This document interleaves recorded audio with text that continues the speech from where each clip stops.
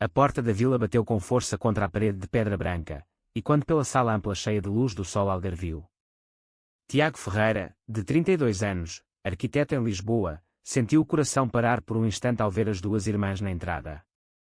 Catarina e Sofia, suas irmãs mais velhas, estavam ali, impecáveis como sempre, com malas de designer e olhares que não admitiam recusa. Precisamos da casa, Tiago, disse Catarina sem preâmbulo, a voz fria como o vento do Atlântico em janeiro. Vamos alugá-la no Airbnb. Os turistas pagam fortunas por uma vila assim em Lagos. É dinheiro fácil. Tiago piscou, incrédulo. Aquela vila não era apenas uma casa de férias. Era o legado dos pais, o lugar onde passavam verões inteiros quando crianças, correndo pelas praias de Dona Ana, construindo castelos de areia que as ondas destruíam ao fim do dia. Depois da morte do pai, há 5 anos, e da mãe no ano passado, a vila ficara para ele, o único que sempre a cuidara, que pagava as manutenções, que ali encontrava paz nos fins de semana longe da cidade. Não, respondeu ele, firme, mas com a voz tremendo ligeiramente. Esta casa não é para alugar. É nossa. É minha. Sofia riu, um riso curto e arrogante. Tua. Tu mal vens cá. Nós precisamos do dinheiro, Tiago. A Catarina tem dívidas com a clínica estética, eu com o negócio que está a falir. Tu és o único que tem emprego estável. Não sejas egoísta. Egoísta. A palavra doeu como uma facada. Tiago sempre fora o irmão mais novo, o que cedia, o que evitava conflitos. Cresceu à sombra das irmãs, brilhantes e ambiciosas, que o olhavam de cima desde adolescente, quando ele começou a perceber que os seus olhares se demoravam mais nos rapazes da praia do que nas raparigas. Ele nunca lhes contara que era gay. Sabia que não entenderiam. A família era conservadora, católica praticante, e embora Portugal tivesse mudado, casamento gay legalizado há 15 anos, a adoção permitida, nas conversas familiares o tema era evitado como um tabu. As irmãs casadas com homens de bem, com filhos perfeitos, nunca aceitariam. Não vou vender nem alugar, repetiu Tiago, cruzando os braços. Podem ir embora. Os olhos de Catarina estreitaram-se. Veremos isso, maninho. A casa é herança partilhada. Vamos falar com o advogado. Saíram tão abruptamente como entraram, deixando Tiago sozinho no silêncio pesado da vila. Ele caminhou até à varanda, olhando o mar calmo lá embaixo. Precisava de ar. Precisava de alguém com quem falar.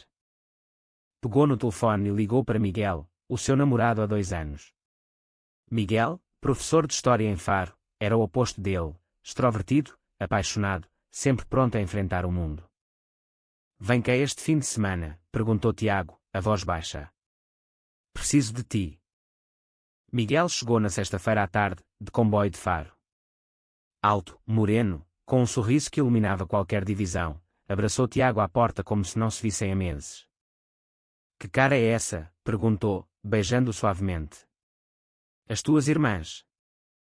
Tiago contou tudo enquanto preparavam o jantar, peixe grelhado com ervas do jardim, vinho verde fresco. Miguel ouviu em silêncio, os olhos castanhos cheios de preocupação. Elas não podem obrigar-te, disse Miguel. A casa está em teu nome. Mas talvez devesses contar-lhes sobre nós. Sobre ti. Tiago abanou a cabeça. Não. Elas vão usar isso contra mim.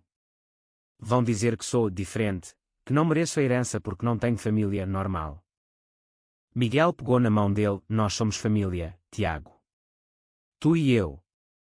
Naquela noite, deitados na cama ampla com vista para o mar, sob lençóis brancos que cheiravam a lavanda, Tiago sentiu-se seguro pela primeira vez em dias. O amor de Miguel era profundo, construído em conversas longas, em passeios pelas ruas empedradas de Lisboa sem medo, em planos futuros que incluíam talvez adotar um dia. Mas o caos começou na manhã seguinte. O telefone tocou cedo. Era o advogado da família. Tiago, as tuas irmãs apresentaram uma queixa. Alegam que tu não cumpres as obrigações partilhadas da herança. Querem forçar a venda. Tiago sentiu o mundo girar. Como podiam ser tão cruéis? E então, a meio da conversa, ouviu-se uma batida forte na porta. Miguel foi abrir. Catarina e Sofia estavam lá novamente, desta vez com o marido de Catarina, um homem alto e intimidante. E quem é este? Perguntou Catarina, olhando Miguel de cima a baixo. Um amigo, mentiu Tiago rapidamente, o coração aos saltos. Sofia sorriu friamente. Amigo íntimo, pelo visto. O ar ficou elétrico. Tiago viu o momento em que as irmãs entenderam. Os olhares de desprezo, o recuo sutil. Então era isso, murmurou Catarina. Por isso não queres partilhar a casa. Para trazeres isto aqui. Miguel deu um passo à frente. Isto? Eu sou o namorado dele. E tenho mais direito aqui do que vocês, que só aparecem quando querem dinheiro. O silêncio que se seguiu foi ensurdecedor. Catarina virou-se para Tiago. Vais arrepender-te disto. E o caos verdadeiramente começou. As semanas seguintes foram um pesadelo. As irmãs moveram uma ação judicial para forçar a partilha da herança, alegando que Tiago usava a propriedade de forma exclusiva e imoral. Palavras veladas, mas o subtexto era claro, a orientação sexual dele era o argumento escondido. Tiago contratou um advogado em Lagos, uma mulher jovem e determinada chamada Ana, que lhe garantiu que em Portugal a discriminação por orientação sexual era ilegal desde 2004, incluída na Constituição. Não têm hipótese, disse Ana. Mas vão tornar a tua vida difícil. E tornaram. Rumores começaram a circular na pequena comunidade de Lagos. As irmãs, que tinham amigos na vila, espalharam que Tiago trazia homens estranhos para a casa da família, manchando a memória dos pais. Tiago evitava sair. Miguel, porém, recusava-se a esconder. Vamos à praia como sempre, insistiu. Não nos vamos dar esse poder. Numa tarde de verão quente, desceram à praia do Camilo, uma das mais bonitas, com escadas íngremes até à areia dourada. De mãos dadas, sentiram olhares. Alguns curiosos, outros hostis. Um grupo de idosos murmurou algo sobre vergonha. Tiago quis voltar, mas Miguel apertou-lhe a mão. Olha para o mar. Respira. Nós merecemos estar aqui. Nessa noite, voltaram à vila e encontraram a porta arrombada. Alguém entrara. Gavetas reviradas, fotografias antigas da família espalhadas pelo chão. Nada roubado, só vandalismo. Tiago chamou a polícia. O agente, um homem de meia idade, foi simpático mas cético. Pode ter sido ladrões que fugiram. Mas Tiago sabia. No dia seguinte, recebeu uma mensagem anônima: sai da casa ou piora. Miguel quis ficar, proteger, mas Tiago pediu-lhe que voltasse a Faro por uns dias. Não quero que te aconteça nada. A solidão apertou. Tiago passou noites em claro, recordando a infância.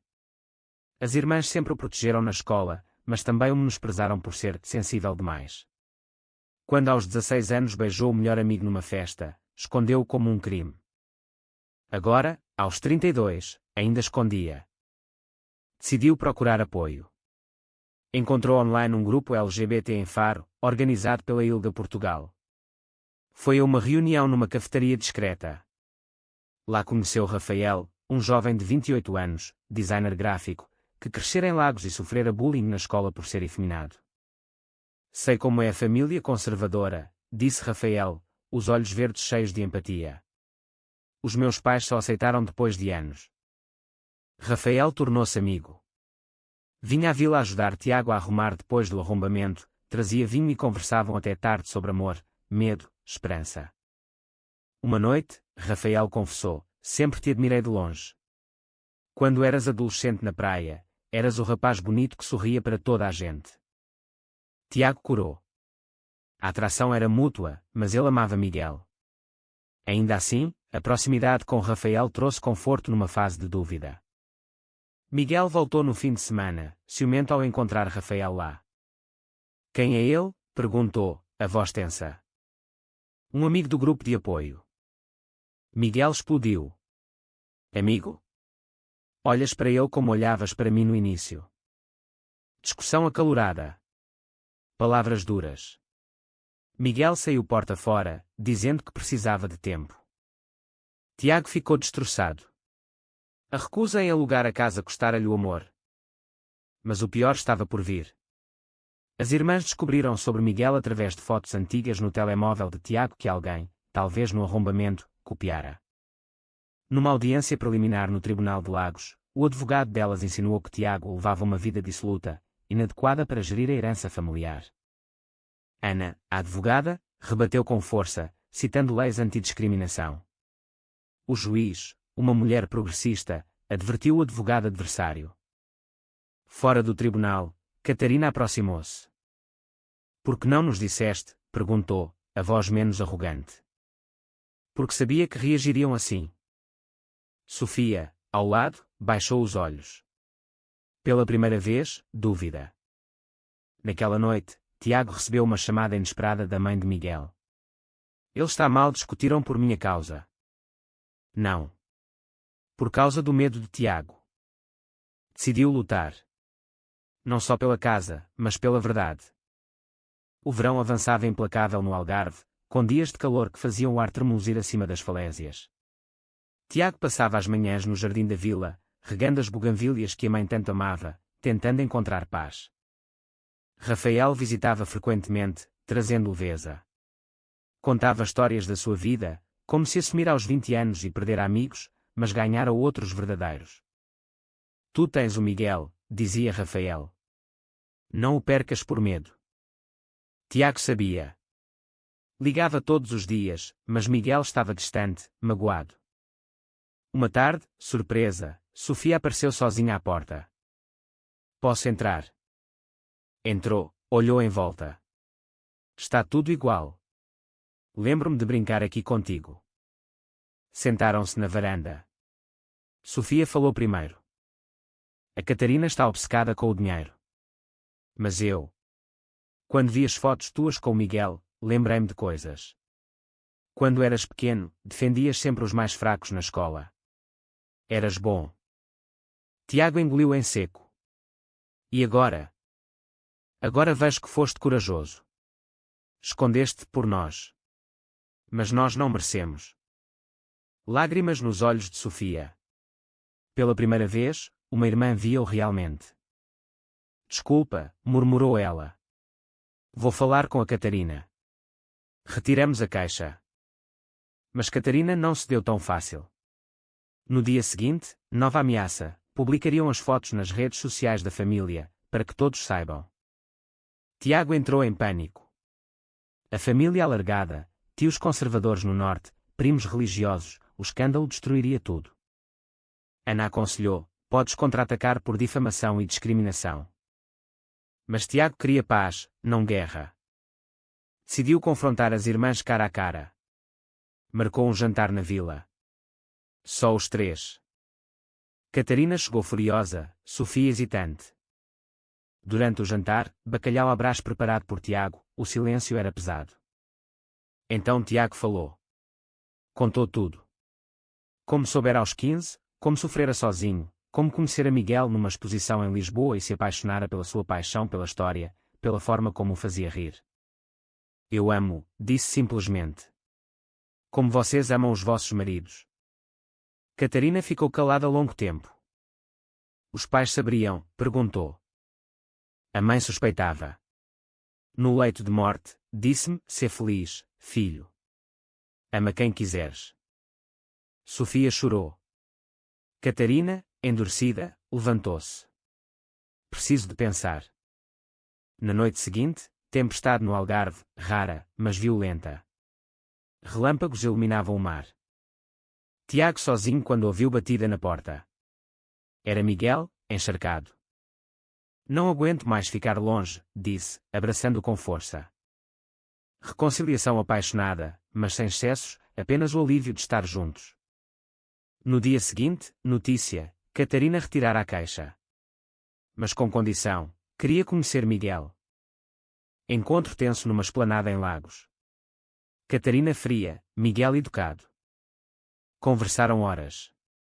Catarina contou as suas lutas, o casamento infeliz, as dívidas por tentar manter aparências. "Achei que o dinheiro resolveria tudo", admitiu. "Mas vi que estava a destruir a família." Pedido de desculpas hesitante. Não foi imediato, mas o gelo quebrou. Rafael, vendo que Tiago e Miguel se reconciliavam, afastou-se com dignidade. Sou feliz por vocês. Mas um novo conflito surgiu. O marido de Catarina, António, homofóbico declarado, recusou aceitar.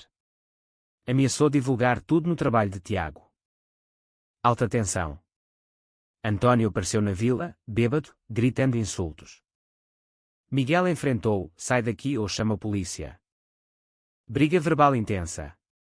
António partiu, mas prometeu vingança. Tiago tremia.